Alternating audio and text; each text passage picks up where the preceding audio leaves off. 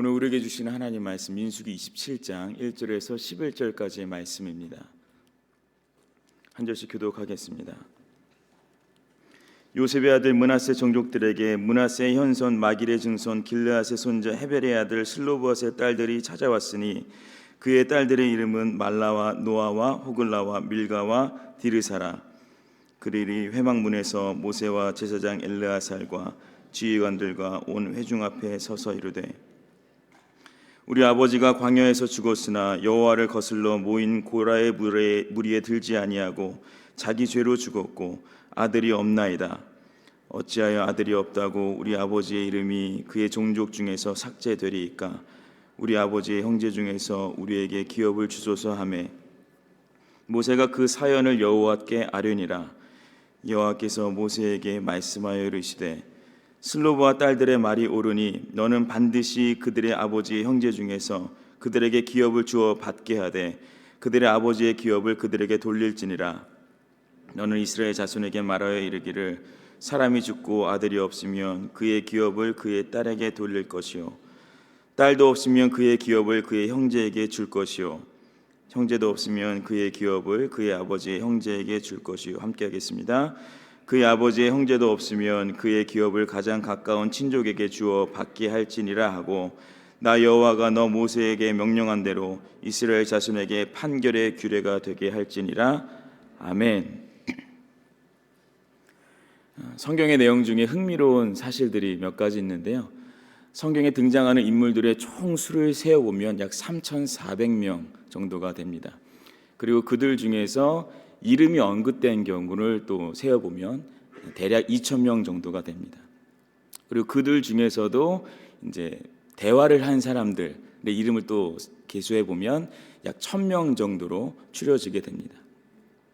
이들 중에 어떤 이름들이 있을까요? 아마 퍼뜩 떠올리시면 아실 만한 아브라함, 이삭, 야곱과 같이 믿음의 조상들의 이름이 있겠고요.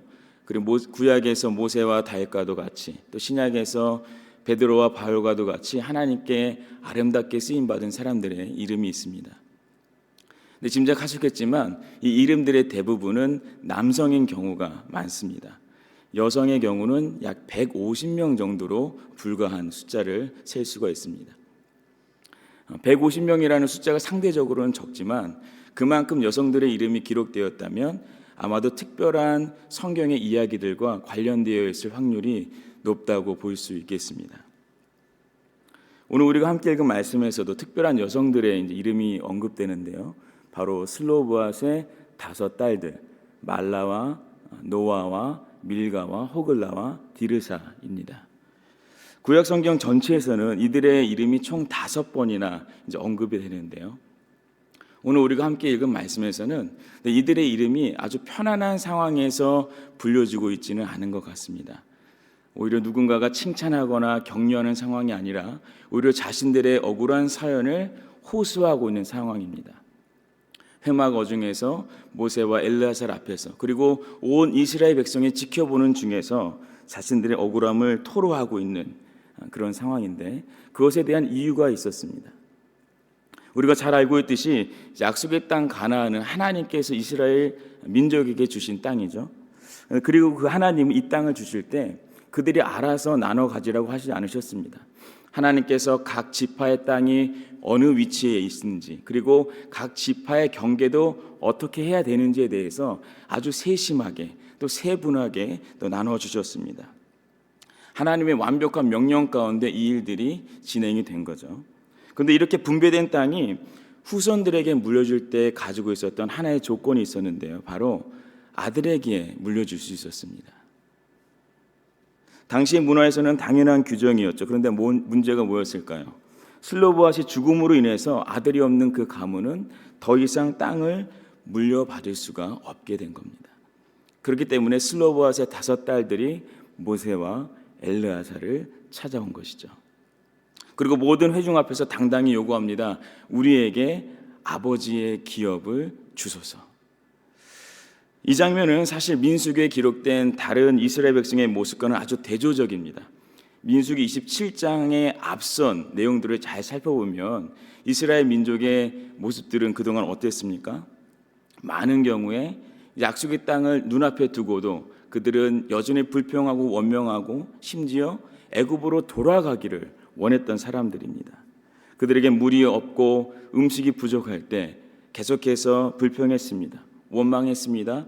광야 생활이 어렵고 힘들 때 그들은 아론과 모세를 원망했고 결국은 하나님께도 그것이 원망으로 올려졌습니다. 애굽으로 계속 돌아가자고 재촉했던 거죠. 그리고 이것이 하나님 앞에서 그들의 범죄함이 되었다라고 성경은 기록합니다. 그런데 슬로봇의 5딸들은 달랐습니다. 자신들의 아버지는 고라 자손과 같이 하나님께 반역함으로 인해서 죽은 자가 아니라는 겁니다. 때문에 당연히 땅을 기업으로 상속받을 자격이 된다는 것이죠. 그래서 아버지의 죽음 후에 자신들이 물려받을 기업을 요청한 겁니다. 이게 무엇을 의미할까요? 이전 세대는 약속의 땅을 보고도 들어갈 수 없을 거라고 불평했습니다. 두려워했습니다. 스스로를 위축시키고 비하하면서 심지어 하나님을 원망했죠. 그러나 슬로봇의 딸들은 약속의 땅을 물려받을 것에 대한 믿음과 확신이 있었습니다. 때문에 정당한 법적인 권리를 요구한 겁니다. 그리고 동시에 이 정당한 권리를 정당한 방법으로 요청하는 것이죠. 이게 어떻게 가능했을까요?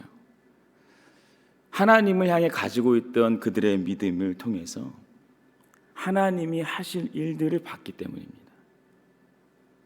이 장면을 통해 확인되는 중요한 사실이 있습니다. 하나님을 향한 믿음을 갖게 되면 그 믿음은 필수적으로 우리 삶에서 순기능으로 나타납니다. 바로 하나님이 하실 일, 하나님의 나라를 보게 합니다. 요한복음 3장에 보면 예수님과 니고데모의 대화가 나오는데요. 거기서 예수님께서 니고데모에게 거듭나지 않으면 무엇을 볼 수 없다고 말씀하시죠? 하나님의 나라를 볼 수 없다라고 하십니다. 이걸 바꿔 말하면 예수 그리스도를 나의 구주이자 나의 주인으로 믿는 그러한 거듭난 자들, 즉 다시 태어난 자들은 하나님의 나라를 볼 수 있다는 겁니다.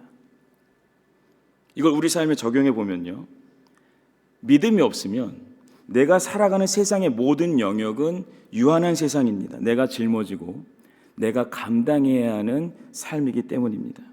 하지만 그 모든 영역이 하나님의 나라이기에 하나님의 통치와 역사하시는, 일하시는 영역으로 본다면 하나님이 함께 하시고 돌보시는 무한한 영역이 되는 겁니다.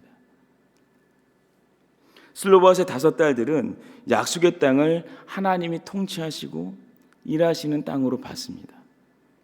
비록 세상의 기준은 그들로 하여금 자격이 안 되고 감히 모세와 엘라살 앞에서 그들의 소유를 요청할 수 없다라고 판단했고 결론 지었지만 그들은 달랐습니다.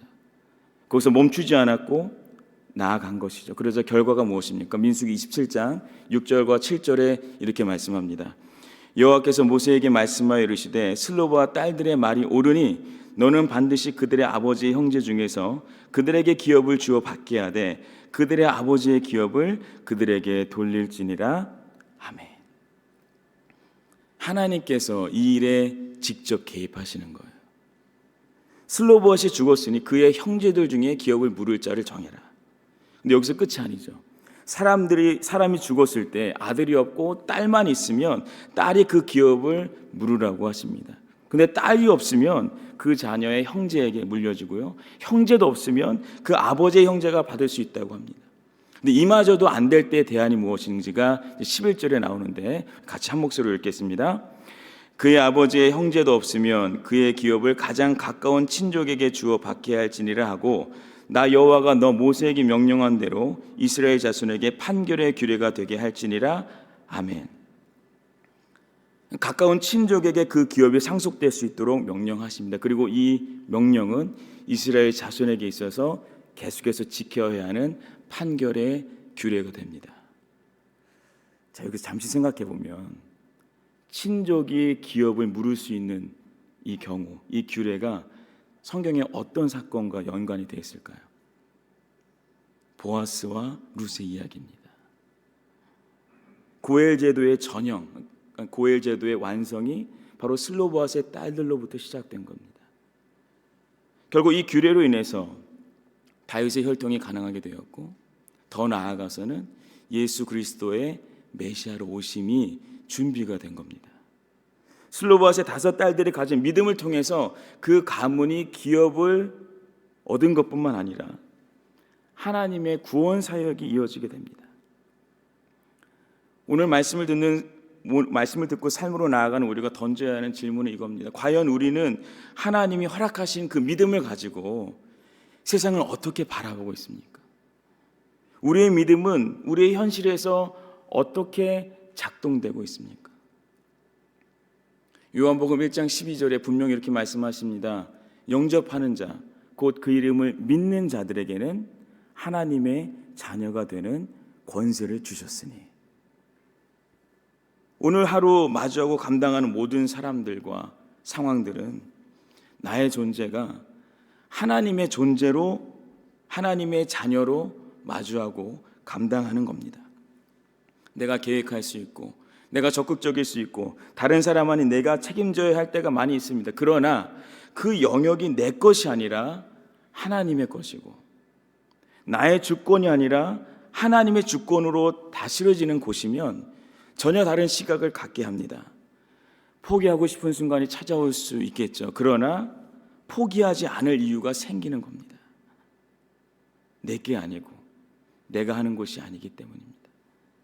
교만하거나 욕심낼 수 있는 유혹이 찾아올 수 있지만 오히려 멈추고 내려놓을 수 있습니다. 왜냐하면 내 것이 아니고 주님의 것이기 때문입니다.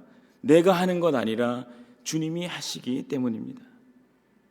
결국 내가 믿음으로 산다는 것은, 믿음으로 이 하루에 나아간다는 것은 두 눈 질끔 감고 무작정 달려나간다는 삶을 말하지 않습니다. 내 발의 등불이 되시는 하나님의 말씀을 신뢰하며 하나님의 일하심을 발견하고 깨닫는 삶을 말합니다. 주님께서 우리에게 날마다 믿음을 더하시길 소망합니다. 말씀을 맺으면서 오늘 우리가 꼭 기억하면 좋을 하나님의 약속의 말씀을 나누고자 합니다. 이사야 49장 15절에서 16절의 말씀인데요. 오직 시온이 이르기를 여호와께서 나를 버리시며 주께서 나를 잊으셨다 하였거니와 여인이 어찌 그 젖먹는 자식을 잊겠으며 자기 태에서 난 아들을 긍휼히 여기지 아니하겠느냐. 그들은 혹시 잊을지라도 나는 너를 잊지 아니할 것이라. 내가 너를 내 손바닥에 새겼고 너의 성벽이 항상 내 앞에 있나니. 아멘. 슬로보아스의 딸들에게는 하나님의 말씀이 기준이 되었습니다. 하나님의 약속이 기준이었습니다. 오늘 우리에게도 동일하게 적용하기 원합니다. 자녀를 낳은 여인이 어찌 그 자녀를 잊을 수 있겠냐마는, 혹시라도 그 자녀를 잊는다 하더라도요, 하나님은 우리를 잊지 않으십니다. 그렇게 약속하셨습니다. 슬로보아스의 5 딸들의 이름이 성경에 기록된 것처럼 저와 여러분의 이름이 하나님의 손바닥에 새겨져 있습니다. 감히 누가 그것을 지울 수 있겠습니까? 저와 여러분의 하루가 이 말씀을 확신하는 삶이 되기를 바랍니다. 이 말씀이 기준이 되어 우리 삶을 마주할 때 끝까지 잊지 않으시고 포기하지도 않으시는 하나님의 사랑으로 승리하시길 예수 그리스도의 이름으로 축복합니다.